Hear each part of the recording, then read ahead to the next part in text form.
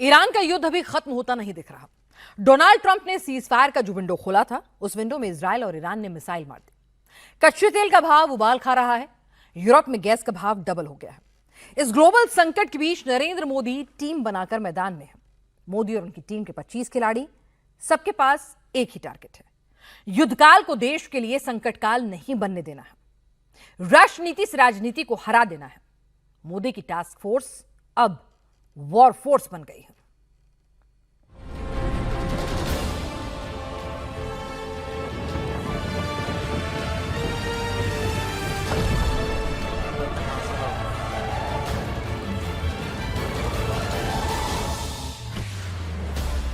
युद्ध जब खत्म होगा तब भारत पहले से कितना स्ट्रांग होगा।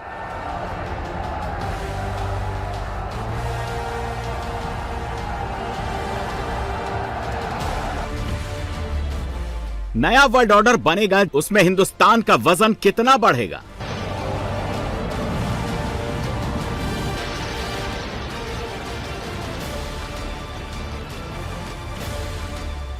युद्ध में महाशक्तियों का मेल्ट डाउन, इंडिया नहीं लगाएगा लॉकडाउन।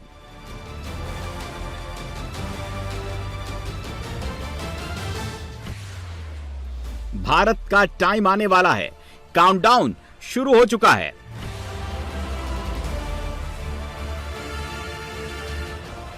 युद्धकाल में अभी संकट काल दिख रहा है। कोई नहीं जानता युद्ध कितना लंबा खींचेगा।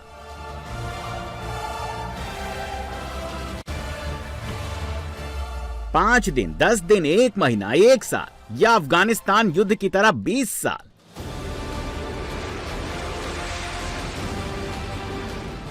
डोनाल्ड ट्रंप मिडिल ईस्ट में सेना बढ़ा रहे हैं। फारस की खाड़ी के इर्द गिर्द अमेरिकी मरीन कमांडोज पहुंच रहे हैं।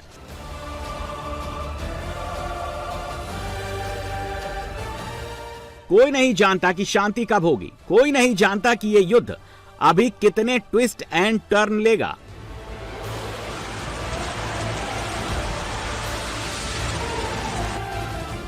लेकिन शुक्र है युद्धकाल में टीम इंडिया के कप्तान नरेंद्र मोदी हैं। शुक्र है कि भारत की नीति और रणनीति नरेंद्र मोदी बना रहे हैं। संकट काल में राजनीति नहीं बल्कि राष्ट्र नीति से देश आगे का सफर कर रहा है। बिना लॉकडाउन लगाए, बिना तेल और गैस सिलेंडर के दाम बढ़ाए, भारत ने युद्ध से लड़ने का फॉर्मूला निकाल लिया है। भारत तो बहुत बड़ी मात्रा में कच्चा तेल और गैस, ये जहां युद्ध चल रहा है ना, इस युद्ध से प्रभावित इलाके से मंगाता है।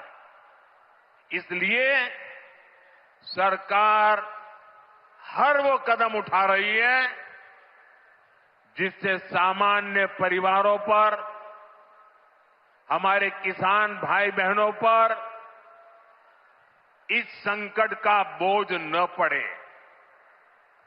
साथियों, संकट के इस समय में भी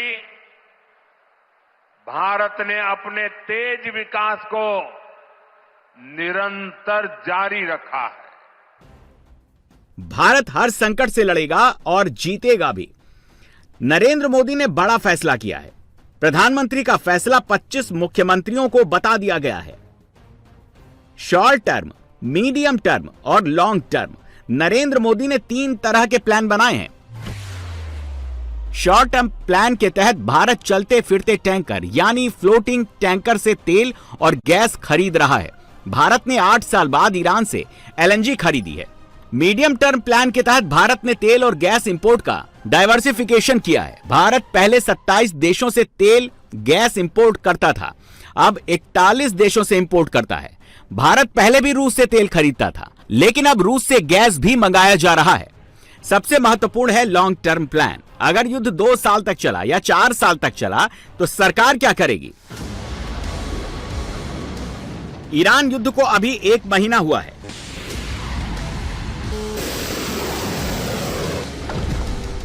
यूक्रेन युद्ध 4 साल से चल रहा है। 4 साल से रूस यूक्रेन को नहीं हरा पाया और 1 महीने में अमेरिका ईरान को नहीं दबा पाया। इसीलिए लॉन्ग टर्म प्लान जरूरी है। मोदी के लॉन्ग टर्म प्लान में इलेक्ट्रिक व्हीकल्स का विस्तार, रीन्यूएबल एनर्जी का डाइवर्सिफिकेशन और एलपीजी की जगह पीएनजी पर जोर है।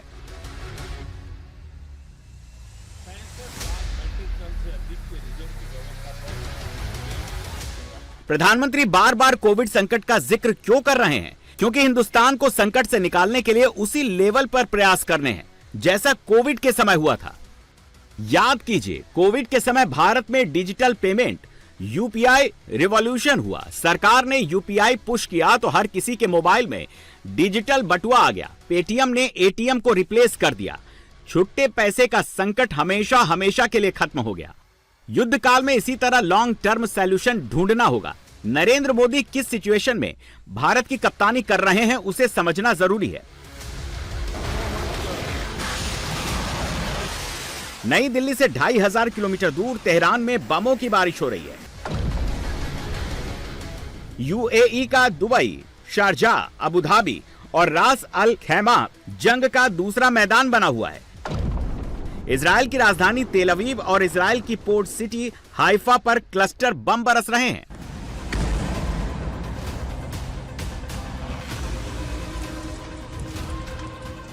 मुंबई से सिर्फ 2000 किलोमीटर दूर स्ट्रेट ऑफ हॉर्मुज में ईरान की नाकेबंदी चल रही है। ईरान की मर्जी के बिना हॉर्मुज में कोई जहाज, कोई टैंकर पास नहीं हो रहा है। जो दुस्साहस कर रहा है वो इसी तरह लपटों में घिर रहा है।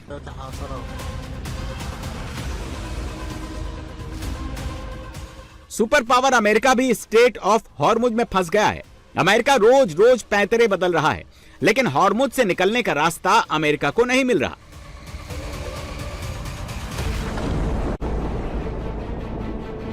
मिडिल ईस्ट के 12 देशों पर बम, मिसाइल और ड्रोन चल रहे हैं, लेकिन युद्ध से सिर्फ 12 देश प्रभावित नहीं हैं।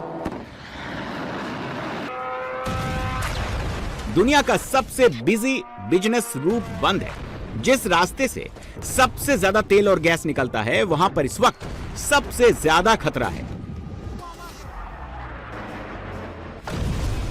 हॉर्मुज की यह क्राइसिस बम गोले से बड़ी क्राइसिस है। एक बिजनेस रूट बंद करके दुनिया को झुकाने, गिराने, उठाने का खेल चल रहा है। आज पूरा विश्व कितना चिंतित है। पश्चिम एशिया में 1 महीने से युद्ध चल रहा है। युद्ध की वजह से कई सारे देशों में खाने पीने के सामान, पेट्रोल, डीजल, गैस, खाद, ऐसी कई जरूरी चीजों का चारों तरफ संकट पैदा हो गया है। हर देश इस संकट का सामना करने के लिए कुछ न कुछ कोशिश कर रहा है, प्रयास कर रहा है। और हमारा भारत भी इस संकट का पूरी शक्ति से मुकाबला कर रहा है। देशवासियों की ताकत के भरोसे कर रहा है। फर्स्ट वर्ल्ड वॉर और सेकेंड वर्ल्ड वॉर के समय दुनिया में ग्लोबलाइजेशन नहीं था। मिडिल ईस्ट का युद्ध ग्लोबलाइजेशन के वक्त हो रहा है। वर्ल्ड वॉर में जब यूरोप में युद्ध चल रहा था, तब भी भारत के किसान खेती बाड़ी करते थे। वर्ल्ड वॉर के समय डीजल, पेट्रोल और गैस का कोई संकट नहीं था, क्योंकि इनकी वैसी जरूरत थी ही नहीं। आज का युद्ध इस मायने में अलग है, क्योंकि अब सब कुछ वेपनाइज्ड है। समुद्री मार्ग बंद कर देना भी हथियार है।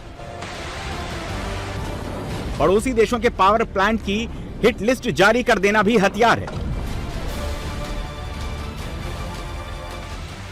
दुश्मन के डेटा सेंटर और बैंकों को उड़ा देना भी युद्ध है।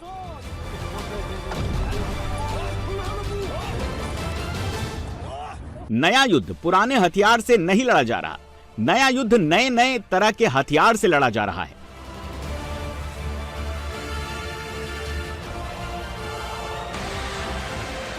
अब लड़ाई सिर्फ फाइटर जेट से नहीं हो रही। ईरान कोई फाइटर जेट नहीं उड़ा रहा, ईरान ड्रोन से लड़ रहा है।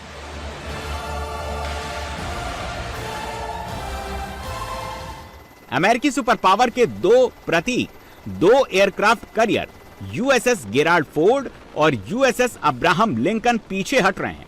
ईरान छोटे छोटे स्पीड बोट से ही लड़ रहा है।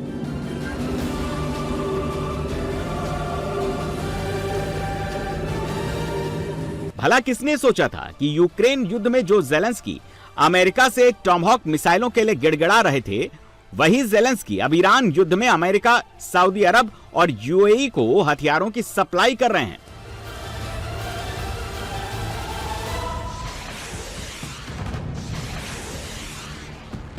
यूक्रेन का स्टिंग ड्रोन ईरान के शाहिद ड्रोन को बेअसर कर रहा है। $20,000 के जिस ड्रोन को मार गिराने के लिए अमेरिका $40 लाख की मिसाइल चला रहा था, ईरान के उसी ड्रोन को यूक्रेन $3,000 के स्टिंग ड्रोन से मार गिरा रहा है। युद्ध में ईरान ने सबसे बड़ा हथियार अपनी ज्योग्राफी को बनाया है।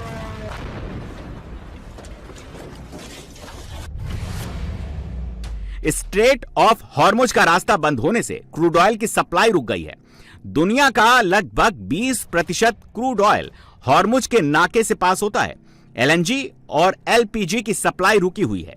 दुनिया का लगभग 20% गैस भी हॉर्मुज से पास होता है। सल्फर और सल्फ्यूरिक एसिड की सप्लाई रुक गई है। ग्लोबल सप्लाई का लगभग 45% सल्फर और सल्फ्यूरिक एसिड हॉर्मुज से गुजरता है। खाद बनाने में और कॉपर, कोबाल्ट जैसे मेटल्स की इंडस्ट्री में सल्फ्यूरिक एसिड सबसे अहम है। एक और जरूरी चीज है खाद। भारत यूरिया और अन्य उर्वरकों का लगभग 30% आयात खाड़ी के देश से करता है और यह खाद स्ट्रेट ऑफ हॉर्मुज के रास्ते से आती है। कच्चे तेल और गैस की बात आगे करेंगे, उससे पहले कुछ ऐसी चीजों को देखते हैं जिनकी कोई चर्चा नहीं कर रहा। उनका रिश्ता भारत से भी है, प्रधानमंत्री को इनकी भी फिक्र करनी है। पहली चीज है सल्फर और सल्फ्यूरिक एसिड। अमेरिका ने ईरान पर बम मार मारकर उसे मिट्टी में मिला देने की कोई कोरकसर नहीं छोड़ी है, लेकिन अमेरिका का हथियार भंडार तेजी से कम हो रहा है। ईरान युद्ध से पहले अमेरिकी सेना के पास करीब 4000 टॉमहॉक मिसाइलें होने का अनुमान था। 29 दिनों के युद्ध में अमेरिका ने ईरान पर 850 टॉमहॉक मिसाइलें दाग दी। वॉशिंगटन पोस्ट ने खबर छापी कि अमेरिका का टॉमहॉक मिसाइलों का जखीरा 25% कम हो गया है। टॉमहॉक अमेरिका का अहम हथियार है। सटीक हमले के लिए अमेरिकी सेना इसका इस्तेमाल करती है। ईरान 850 टॉमहॉक मिसाइलों को झेल गया, फिर भी वो युद्ध कर रहा है। दूसरी तरफ अमेरिका से टॉमहॉक मिसाइलों का स्टॉक मेंटेन नहीं हो पा रहा। अमेरिका के पास नए हथियार बनाने की फैक्ट्रियां हैं, टेक्नोलॉजी, माल, मटेरियल है, लेकिन अमेरिका के पास एक चीज नहीं है, वो है सल्फर यानी गंधक। सल्फर क्रूड ऑयल का बाय प्रोडक्ट है। सल्फर हॉर्मुज में फंस गया है। दुनिया का लगभग 92% सल्फर तेल और गैस की रिफाइनिंग से निकलता है। बारूद बनाने में यह गंधक बहुत काम आता है। स्ट्रेट ऑफ हॉर्मुज से वैश्विक समुद्री सल्फर का व्यापार लगभग 45 से 50% होता है। ईरान ने अमेरिका का सल्फर रोक दिया है। सल्फर न मिलने से अमेरिका हथियार नहीं बना पा रहा है। उसे अपने मिसाइलें भी इधर उधर से उठाकर मिडिल ईस्ट पहुंचानी पड़ रही है। ताइवान से और साउथ कोरिया से अमेरिका अपनी मिसाइलों को मिडिल ईस्ट ले गया, क्योंकि वो नए बम, नई मिसाइलें तेजी से नहीं बना पा रहा है। दूसरी कमोडिटी है सल्फ्यूरिक एसिड यानी H2SO4। सल्फ्यूरिक एसिड दुनिया में सबसे ज्यादा इस्तेमाल किया जाने वाला केमिकल है।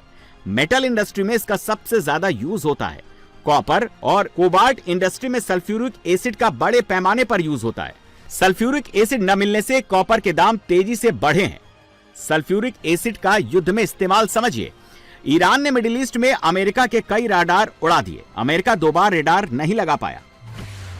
एक रेडार बनाने में कम से कम 30,000 किलो कॉपर की जरूरत होती है। सल्फ्यूरिक एसिड संकट की वजह से कॉपर नहीं मिल पा रहा। मिडिल ईस्ट में अमेरिका नए राडार नहीं लगा पा रहा है। सेमीकंडक्टर और माइक्रोचिप की सफाई के लिए भी बेहद हाई क्वालिटी के सल्फ्यूरिक एसिड की जरूरत होती है। माइक्रोचिप प्रोडक्शन के लिए हीलियम भी चाहिए। हीलियम भी स्ट्रेट ऑफ हॉर्मुज में अटका हुआ है। दुनिया के लगभग 90% हाई क्वालिटी माइक्रोचिप बनाने वाली कंपनी ताइवान की TSMC की प्रोडक्शन लाइन संकट में है क्योंकि हीलियम की किल्लत हो गई है। भारत अपनी जरूरत का 65% से अधिक सल्फर पश्चिम एशिया से आयात करता है और इस आपूर्ति में रुकावट से देश में खाद और केमिकल उत्पादन पर सीधा असर पड़ रहा है। सल्फ्यूरिक एसिड का इस्तेमाल DAP और SSP जैसी खादों के उत्पादन में प्रमुखता से होता है। सप्लाई चेन टूटने से आने वाले दिनों में खाद की किल्लत हो सकती है। इसका असर खरीफ सीजन की खेती पर पड़ने की आशंका है। मोदी के लिए अच्छी बात यह है कि खरीफ की बुआई का सीजन जून में शुरू होगा। तब तक 5 राज्यों के चुनाव हो चुके होंगे। लेकिन अगर युद्ध लंबा खींचा तो किसानों के लिए खाद का इंतजाम तो करना ही होगा।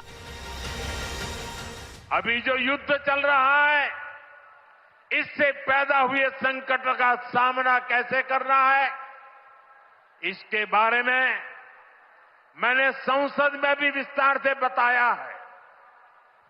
मेरी कल देश के सभी मुख्यमंत्रियों से भी लंबी चर्चा हुई है और बड़ी सकारात्मक चर्चा हुई है। मैं आज आप सभी जनता जनार्दन से फिर कहूंगा, मैं देशवासियों से फिर से कहूंगा, हमें शांत मन से, धैर्य के साथ, एकजुटता के साथ, मिलजुल करके इस संकट का सामना करना है। ये पूरे विश्व में परेशानी पैदा करने वाला संकट है। हमें अपने देश की सबसे ज्यादा चिंता करने है और यही हम भारतीयों की सबसे बड़ी ताकत है। भारत में पेट्रोल और डीजल का कोई संकट नहीं है। जो संकट दिख रहा है वो लोकल लेवल पर मिसमैनेजमेंट की वजह से है। प्रधानमंत्री और मुख्यमंत्रियों के भरोसे के बाद ये संकट भी कम हो रहा है। पेट्रोल पंपों पर दिखने वाले अजब गजब नजारे आने वाले दिनों में और कम हो जाएंगे। पाकिस्तान में पेट्रोल डीजल नहीं होने से लॉकडाउन की हालत है। पाकिस्तान में पेट्रोल डीजल के दाम बढ़ा दिए गए हैं। पाकिस्तान में पेट्रोल 322 रुपए लीटर और डीजल 335 रुपए लीटर बिक रहा है। बांग्लादेश को भारत से पेट्रोल डीजल लेना पड़ रहा है। ऑस्ट्रिया जैसे यूरोपीय देश में भी तेल का स्टॉक घट गया है। मजबूरी में तेल के दाम बढ़ा दिए गए हैं। अमेरिका तक में पेट्रोल डीजल की कीमत में 20 से 22% तक बढ़ोतरी की गई है।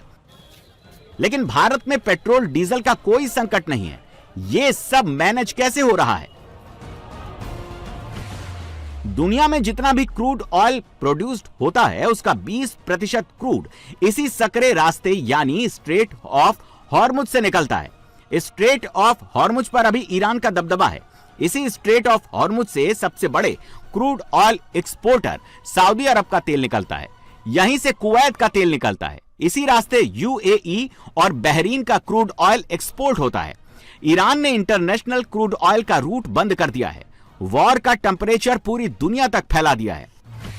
स्ट्रेट ऑफ हॉर्मुज के ब्लॉकेड का असर यह है, 28 फरवरी को ईरान युद्ध शुरू होने से पहले ब्रेंट क्रूड का भाव $72 प्रति बैरल था। युद्ध शुरू होने के 10 दिन के बाद 9 मार्च को ब्रेंट क्रूड का भाव $116 प्रति बैरल तक पहुंच गया।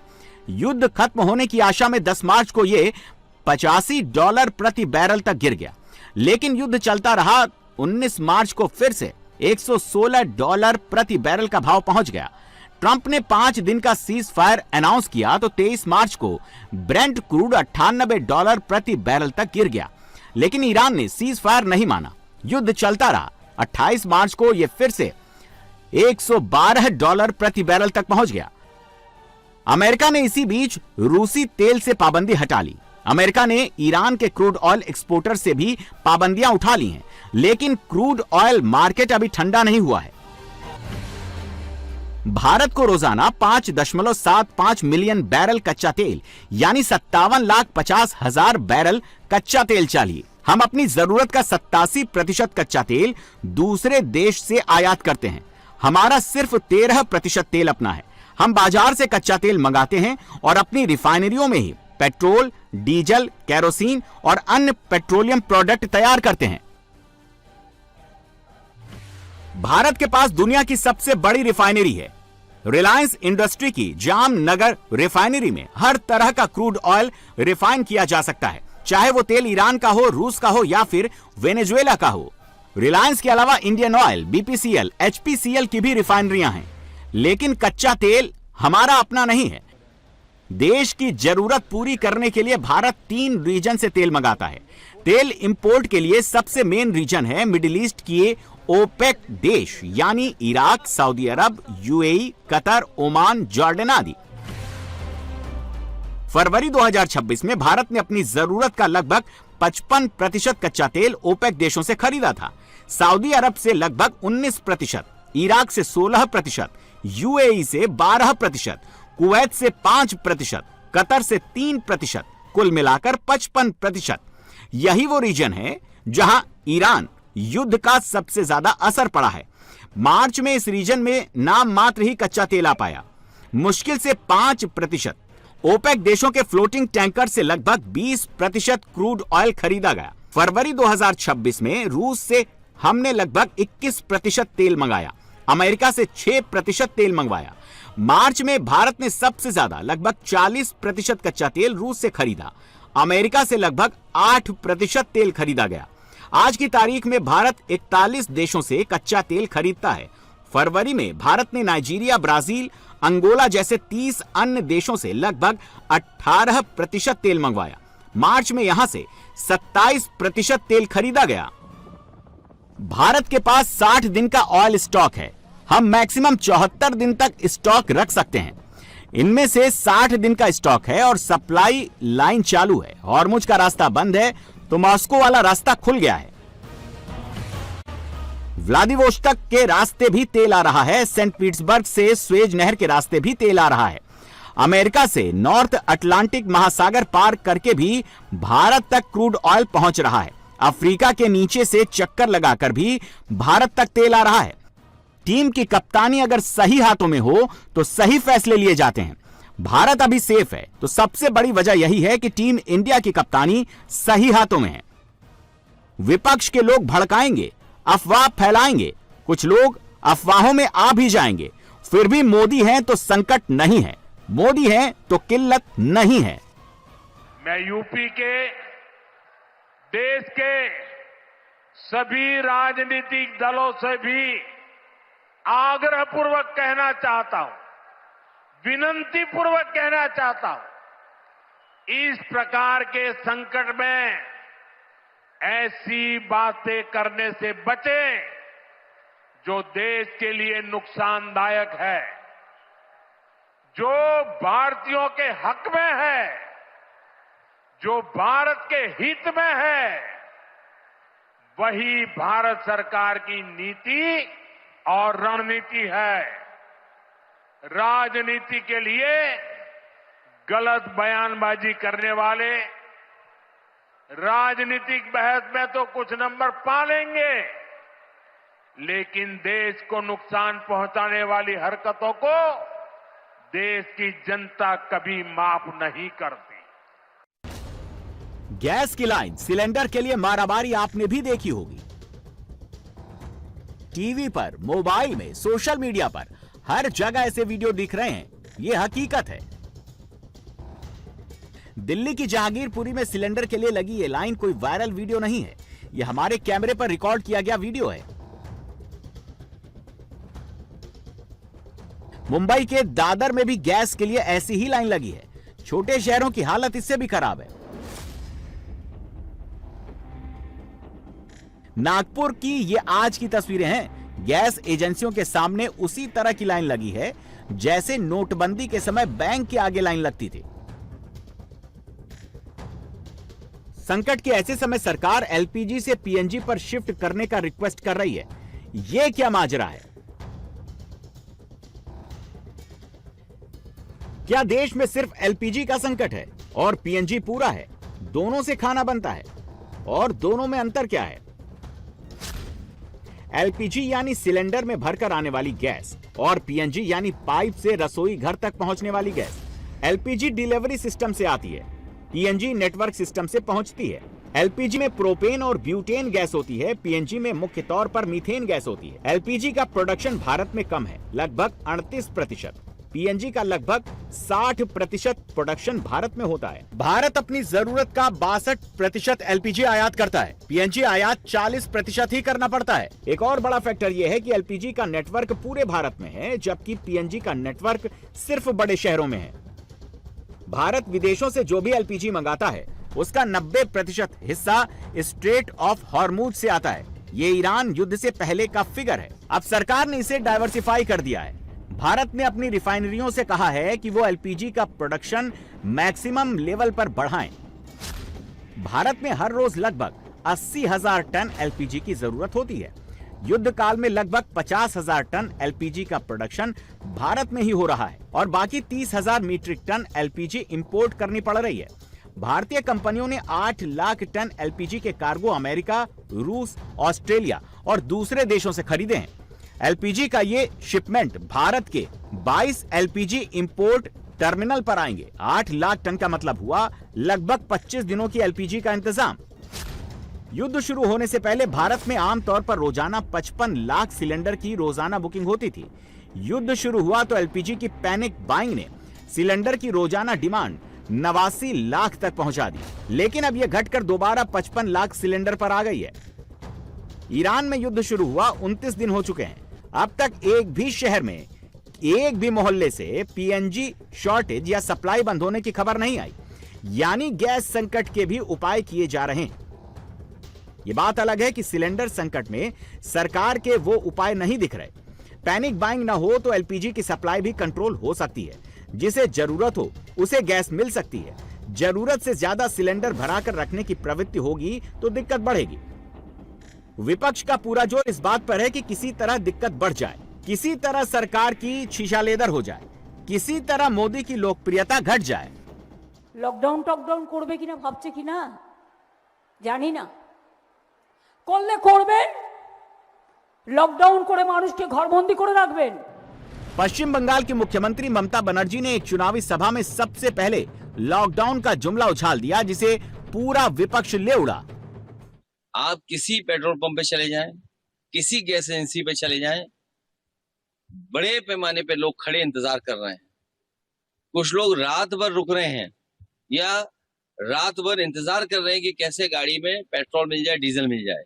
और फिर जब देश के प्रधानमंत्री जी ने हाउस में ये कहा कि कोरोना जैसी परिस्थिति आ सकती है, और फिर उनके जितने नीचे नेता हैं सब झूठ बोल रहे हैं। मुख्यमंत्री जी क्या बोल रहे हैं, डिप्टी सीएम क्या बोल रहे हैं, एक और डिप्टी सीएम क्या बोल रहे हैं, इनके लोग इनके इशारे पर आप लोगों के माध्यम से झूठ बोलवा रहे हैं। कम से कम सच बोलना चाहिए। और देश की जनता इतनी भोली वाली सीधी है, अगर आप पे गैस नहीं है तो वो कंडे, लकड़ी, कोयले का इंतजाम कर लें, वो खाना बना लेंगे, लेकिन आप झूठ मत बोलिए। इस तरह से बड़ी बड़ी कतार पेट्रोल, डीजल, रेशन और रॉकेल के लिए भी लगी है, केरोसिन के लिए। और जिस तरह से सरकार में जोरदार हलचल चल रही है, तो लगता है मोदी जी फिर एक बार 10-15 दिन के लिए डीजल और पेट्रोल की बचत करने के लिए लॉकडाउन लगा सकते हैं।